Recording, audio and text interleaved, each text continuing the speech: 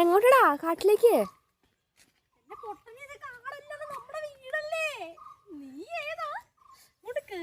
നല്ല തണുപ്പുണ്ടോ നോക്ക് ഗായ്സേ. ഗായ്സ്, അപ്പം ഇന്നത്തെ ദിവസത്തിന്റെ പ്രത്യേകത എന്താണെന്നറിയോ? ഇന്ന് നമ്മുടെ ജൂൺ 5 പരിസ്ഥിതി ദിനമാണ് അല്ലേ?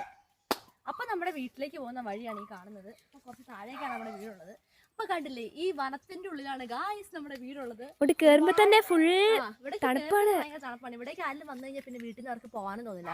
ഭയങ്കര തണുപ്പാണ്. കാമാൻ ക്വയറ്റാണ് പ്ലേസ് ആണ്. ഇവിടുന്ന് ആർക്കും പോകാൻ തോന്നില്ല വന്നു കഴിഞ്ഞാല്. വരും കണ്ടോ, മൊത്തം കാടാണേ, മൊത്തം ചെടി. പക്ഷെ ഇങ്ങോട്ട് നമുക്ക് പുറമേ കാണുമ്പോ കാട് തോന്നും, പക്ഷെ ഇങ്ങോട്ട് വരുമ്പോ അങ്ങനെ ഒന്നും നമുക്ക് തോന്നൂല. അല്ലേടാ വങ്ക? അതെ അതെ. ഇത് കണ്ടോ, ഇവിടേക്കൊക്കെ നോക്ക് മൊത്തം കാടാണ് കേട്ടോ. അങ്ങോട്ടൊക്കെ ഫുള്ള് നമ്മുടെ കപ്പലാവ്. എല്ലാവർക്കും അറിയില്ല നമ്മുടെ കപ്പലാവ് അവിടെയാണ്.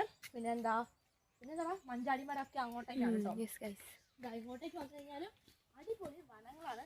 അപ്പൊ നമ്മൾ ഈ വഴിയൊക്കെ ശരിയാക്കുന്നുണ്ട്. ഇതുവരെ ശരിയാക്കിയില്ല.